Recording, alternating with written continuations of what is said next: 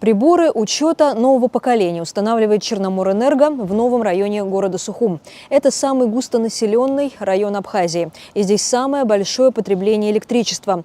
И не только потому, что здесь живет много людей, а еще и потому, что люди не привыкли экономить за годы, когда электричество стоило буквально копейки. Также здесь много незаконных подключений. Сейчас новыми приборами учета, которые фиксируют каждый неучтенный киловатт в прошлом, заставят людей научиться пользоваться электроэнергией так, чтобы ее хватало всем. Бригаду монтеров мы застали в доме номер 3 по улице Чалмаз. Это сотрудники компании «Смарт-Энерго» из Татарстана. ООО «Промэнерго» производит эти счетчики, а дочернее предприятие устанавливает. Решение о том, что участвовать в этом процессе будут российские специалисты, а не местные, было принято для того, чтобы в случае неисправной работы приборов на монтаж действовала гарантия. Специалистов мы приглашаем сюда не потому, что у нас нет своих специалистов, а потому, что по гарантии, для того, чтобы мы имели возможность возврата приборов учета и чтобы, образно скажем, не было к нам никаких вопросов, мы решение приняли, чтобы они сами свои же приборы учета смонтировали. И у нас гарантия идет 3 года, то есть в течение 3 лет мы имеем возможность вернуть эти приборы учета.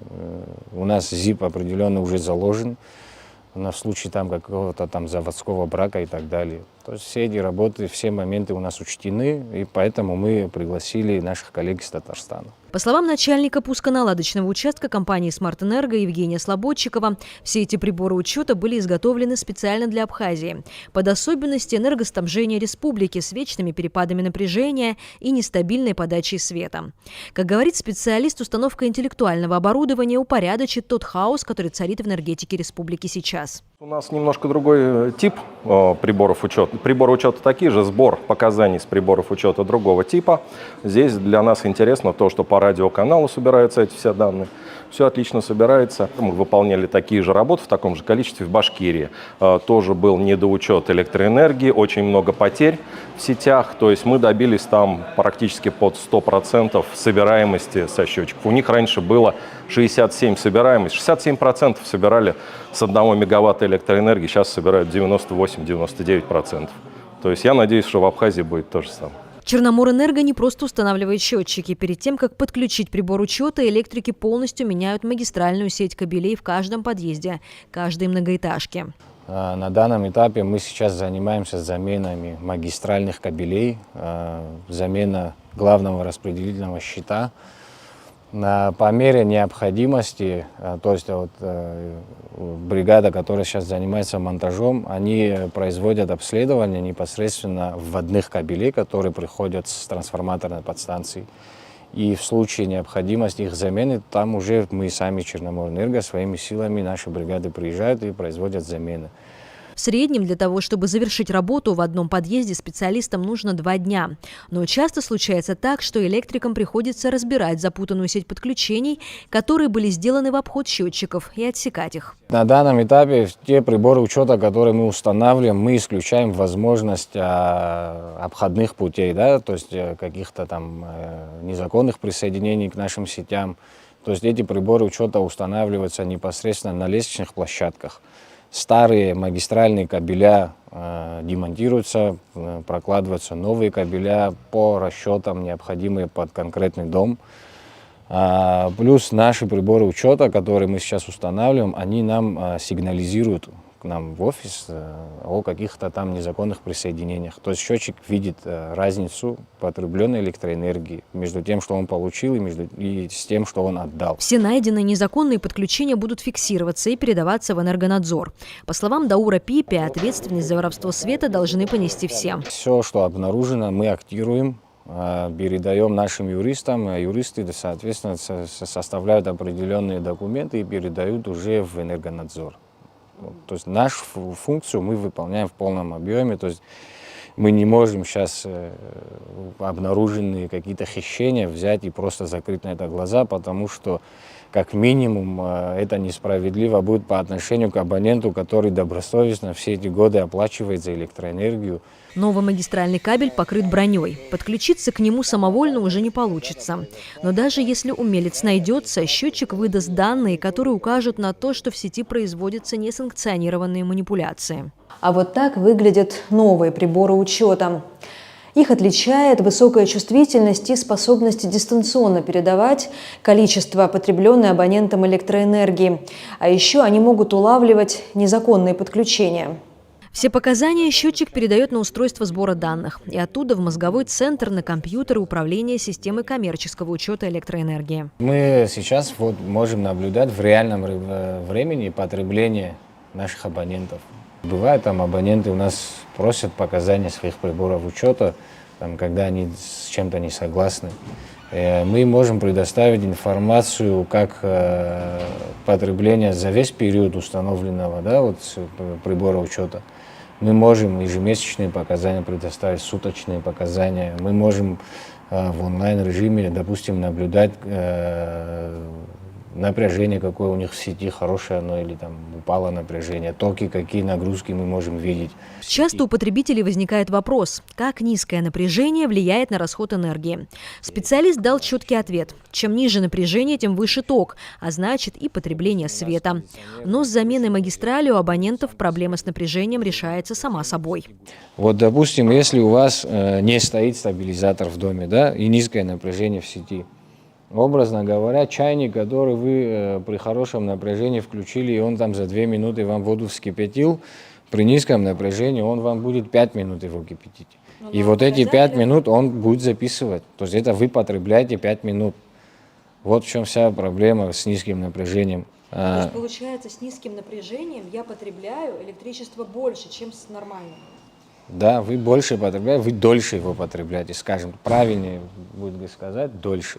Потому что любое ваше оборудование будет дольше греться, дольше отключаться он не будет. Сейчас, скажем, бойлер. Он должен образно там, каждый час включаться, выключаться. Он будет у вас 2 часа включенным и 15 минут выключенным. В деньгах я буду Вы будете платить больше, конечно, вы больше заплатите. Поэтому я, наоборот, считаю, это мое личное мнение, что стабилизаторы должны стоять. Но в тех домах, в которых мы уже установили приборы учета, мы ведь полную реконструкцию проводим. Напряжение вырастает, то есть необходимости в этих стабилизаторах уже нету. Когда правильно распределяешь нагрузку пофазно, всех абонентов раскидываешь правильно, когда люди начинают экономить, то есть им не нужен большой чек, правильно же? Когда мы наши трансформаторные подстанции приводим в порядок, сечение кабеля – это тоже очень важный фактор. Сечение кабеля должен соответствовать общим нагрузкам. Для того, чтобы он не грелся, а при нагреве происходят потери, соответственно, напряжение будет падать. Вот эти все факторы мы исключаем, поэтому напряжение, ну, если образом было там 160, то хотя бы до 200 точно доходит напряжение. То есть 200-210 – это рабочий диапазон, где вы не будете такую разницу какую-то чувствовать, он будет работать нормально. А вот если ниже, естественно, оборудование работает дольше. Также Даур Пипи объяснил с точки зрения физики, почему приборы учета не фиксируют ни включенный в розетку телевизор, ни забытую в сети зарядку от телефона. Логика в чем?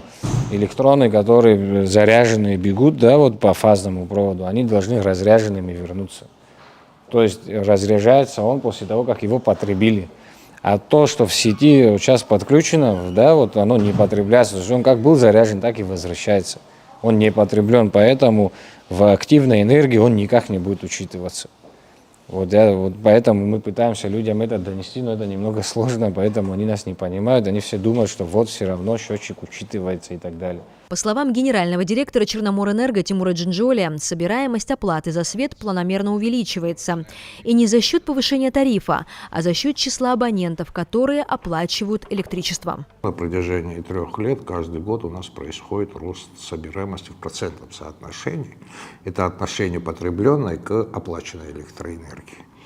Значит, по году мы 53-54% закрыли. В этом году мы ожидаем, конечно, еще большего увеличения этого роста.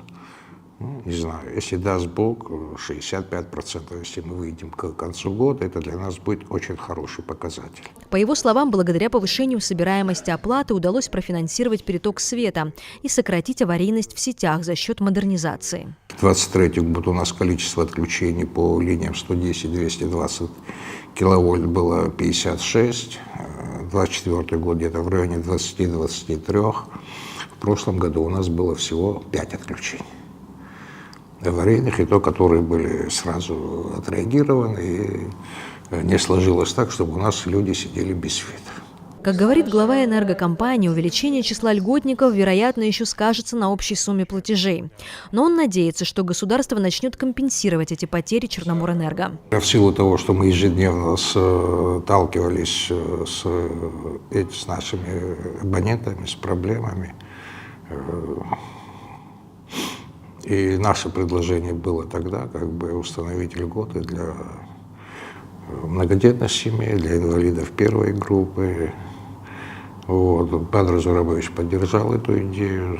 Практически ежедневно мы сталкивались с этими категориями потребителей, которые приходили, видели их ситуацию. Сегодня, слава богу, это разрешилось. Будет ли это отражено на наших сборах? Да, конечно, это у нас на наших поступлениях отразится, но я думаю, что заработает система, когда эти все льготы нам будут компенсировать. Как говорят специалисты, в совокупности все процессы, которые запущены сейчас в электроэнергетике страны, положительно скажутся и на качестве света, и на его поставке населению. К концу года планируется подключить к приборам учета более 60% населения республики и обеспечить им доступ к приложению для онлайн-оплаты электричества. Марьяна Котова, Владимир Капуза, Абаза ТВ.